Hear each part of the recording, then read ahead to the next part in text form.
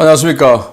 신의균의 군사TV 디펜스 브리핑입니다. 자, 오늘도 아주 중요한 이 군사 무기 관련 소식 보겠습니다. 자, 우크라이나군이 또 한 건 했습니다. 자, 이번에는 특수부대가 직접 침투해서 파괴 공격을 했는데 러시아 공군기지 하나를 박살냈습니다. 바로 크림반도에 있는 러시아 공군기지 박살을 냈는데요. 자, 그런데 러시아는 그렇게 해서 들어온 특수부대 탐지조차 못하고 그냥 무자비하게 다 두들겨 맞아버린 이 한심한 러시아군, 어떻게 됐는지 보도록 하겠습니다. 5가지 단신 먼저 보겠습니다. 세르비아는 구형 M84 AS3 전차를 공개했는데 이걸 이제 구형을 신형으로 업그레이드를 한 겁니다. 그래서 T-90M급의 성능을 낸다라고 주장하고 있는데 보겠습니다. 여기에서부터 인도네시아는 이탈리아의 퇴역 항모 주세페 가리발디를 구매하기 위해서 4억 5천만 달러를 이탈리아 은행으로부터 대출받는다라는 소식까지 보겠습니다. 첫 번째입니다. 동유럽의 친중 친러 국가인 세르비아가 노후화된 M84 전차를 개조한 최신 개량형을 공개했습니다. 자국산 능동 방어장치와 신형 사격 통제장치, 원격 제어 기관총과 반응 장갑을 탑재한 모델인데 T-72를 기반으로 만든 M84라고는 믿기지 않을 정도의 현대화된 모습으로 등장했습니다. 5대의 MQ-9B 시가디안 무인 해상 초계기를 발주해 현재 세대를 운영 중인 일본 해상보안청이 시가디안의 성능에 크게 만족해 4대를 추가 도입하기로 결정했습니다. 기존 발주부는 내년 3월까지 모두 전력화하고 내년 예산 안에 4대 추가 발주 예산을 반영해 2028년까지 추가분도 모두 도입한다는 계획입니다. 세계 최고 성능의 방공 시스템이라는 S500을 배치 중인 러시아가 신형 S500 대신 기존에 생산해온 S400 생산량을 대폭 늘렸다는 소식입니다. 러시아군은 물론 인도의 추가 발주 물량 때문이라고 하는데 실전에서 그 형편없는 성능과 신뢰성이 확인된 이 시스템을 계속해서 도입하는 러시아와 인도, 얼마나 더 당해봐야 정신을 차릴지 모르겠습니다. 프랑스의 과도한 욕심으로 파탄 위기에 처한 유럽의 6세대 전투기 공동개발 프로젝트 FCAS가 결국 와해되는 수순을 밟고 있습니다. 독일 국방부가 프랑스 측과 더는 협상이 어렵다고 보고 FCAS 탈퇴와 제3국의 6세대 전투기 개발 사업 참여를 논의 중이라고 밝혔습니다. 최근 이탈리아의 퇴역 경항모 주세페 가리발디 인수 계획을 공식화한 인도네시아 정부가 경항모 구입을 위한 4억 5천만 달러 규모의 대출 계획을 확정했습니다. 인도네시아는 가리발디 항모 인수에 4억 5천만 달러, 중형 수송헬기 구매에 2억 5천만 달러, 범용 헬기 구매에 3억 달러를 이탈리아 은행들로부터 대출하기로 하고 이탈리아 정부 및 시중은행들과 협상에 들어갔습니다. 자, 여기 이게 바로 M84 AS3라고 하는 제식명인데요. 세르비아입니다. 자, 그런데 멀리서 보면 좀 그럴싸해 보입니다. 이 포탑, 원래 이제 T-72를 가지고 이렇게 개조를 한 건데 T-72 포탑이 좀 이제 이 호빵 이렇게 눌러놓은 그런 모습이지 않습니까? 그걸 이렇게 폭발 반응 장갑, 증가 장갑 이런 거 추가해가지고 조금 경사 장갑처럼 호빵 아닌 각진 경사 장갑처럼 이렇게 살짝 만들었는데 차체는 그냥 똑같네요. 그리고는 이렇게 리모컨으로 기관총을 사격할 수 있는 RCWS 그리고 능동 방어장치 등등을 다 탑재해서 T-90M 전차에 필적한다 라고 하는데 T-72를 T-90M처럼 업그레이드로 만들었다. 나온 지 지금 30년 넘었는데 사실인지 알 길은 없습니다. 자, 일본 해상보안청이 이 MQ-9B 시가디안의 최초 구매자죠.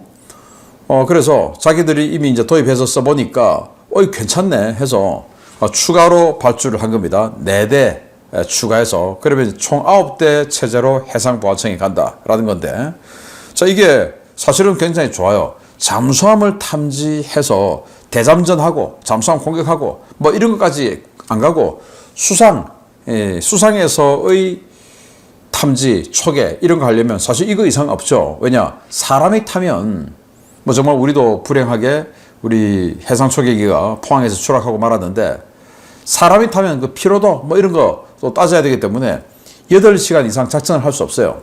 그러면 8시간 비행을 하려면은 일단 떠서 작전 공격까지 가는데 뭐 한 30분, 돌아오는데 한 30분 빼면 실제 초기하는 거 한 7시간밖에 할 수 없어요. 그런데 이거 풀무장 장비 세팅 다 하고 30시간을 갖다가 돌아다니니까 훨씬 경제적이죠.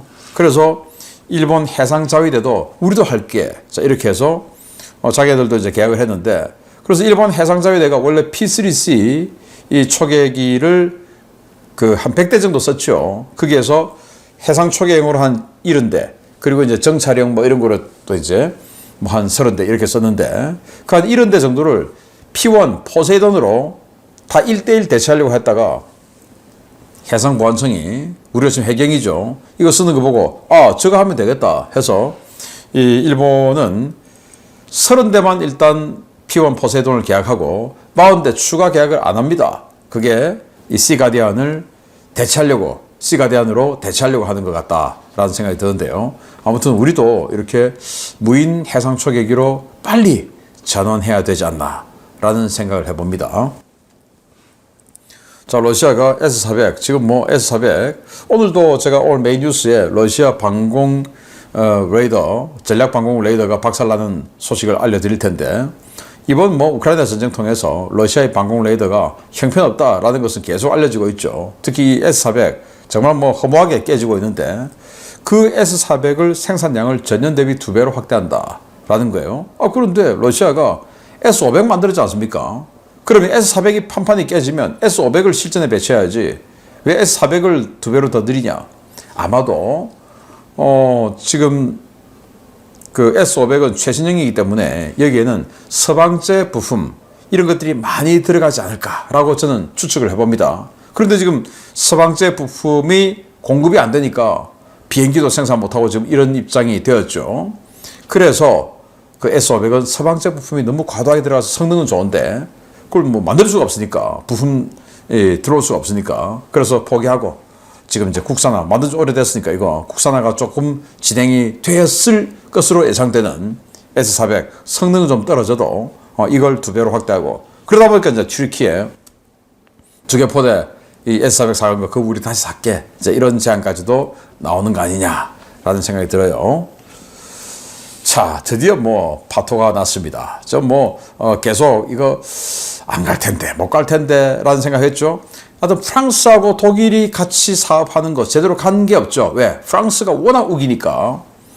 그래서 이번 사업도 프랑스, 독일, 스페인 3개국이 하는데, 프랑스는 돈 똑같이 내. 돈은 3개국 똑같이 내. 그런데 우리 다쏘가 엔진에서부터 레이더까지 모든 것을 우리가 다 만들 수 있으니까 우리가 다 만들게. 일감의 80%는 우리가 가져. 니들은 돈 내. 그리고 기술 우리가 나눠준 거 좀 받아. 기술값이면 충분한 거 아니야? 이제 이렇게 나오니까 독일도 아니 에어버스 있는데 이제 열받는 거죠. 그래서 이제 독일이 결국은 협상을 중단을 선언하고 탈퇴를 이제 한다는 겁니다. 그래서 1, 2, 3만 3개 안이 있는데, 첫 번째 옵션은 영국, 일본, 이탈리아가 하고 있는 이 GCAP, 여기에 참여하는 거. 근데 이 GCAP은 너무 진행이 많이 되었죠. 그러니까 여기에는 참여해봐야 에어버스가 얻을 수 있는 일감이라든지 지분이라든지 이런 것은 상당히 제한될 수밖에 없다. 그래서 저는 이라는 독일 입장에서는 제일 뭐 바람직한 아니기는 하겠지만 이건 좀 어렵다라고 보고, 이제 이 안이 뭐냐? 스웨덴 사브가 GCAP에 들어갔다가 나왔죠. 그래서 이 독자적으로 6세대 전투기 한다는 겁니다. 근데 스웨덴이 6세대 전투기 독자적으로 개발해서 시장성이 있겠습니까? 그래서 이제 야, 니들 우리하고 같이 하자. 이제 이런, 저는 이게 가능성이 좀 제일 크지 않을까라고 생각되고, 4만원 에어버스 독자 개발 이런데 요건 좀 힘들지 않을까. 그리고 이제 이 메르츠 독일 총리가 스페인 또 총리를 또 만났어요.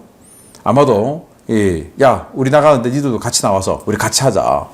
그래서 아마도 독일, 스웨덴, 스페인 이 3개 국가가 6세대 전투기를 따로 하지 않을까라는 생각이 듭니다. 네, 진작에 그냥 뭐 종쳤으면 이미 또 많이 진행됐을 텐데, 아유, 참 F카스 기가 찹니다. 이제 프랑스는 또 어떻게 나올까요? 6세대 전투기 그러면 과거 라팔처럼, 유로파이터가 원래 그랬지 않습니까? 같이 개발하는데 프랑스 다소가 야 우리 미라지 2000 이거 엄청 잘 만든 거 이거 베이스로 하면 되잖아 하고 우기다가 다른 나라들이 다 뭐 완전 사이 틀어져서 다소만 남아서 라팔 만들고 나머지 나라들은 유로파이터 만들었죠. 아마 그 꼴이 또 나지 않을까 생각합니다.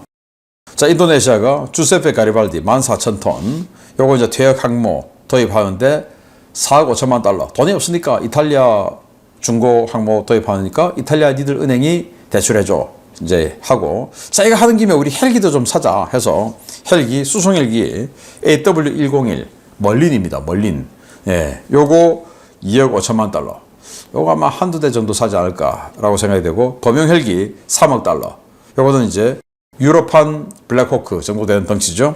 AW149 요거 좀 사고 해서 5억 5천만 달러치 헬기 구매 아마 이것도 따로 또 예산을 또 대출을 받을 것 같아요. 순수하게 주세페 가리발디 중고 요거 4억 5천만 달러 사는데 전액 니들이 대출해줘. 이렇게 해서 이거 사는 인도네시아 황당한 일이죠. 자, 중요 소식 보겠습니다.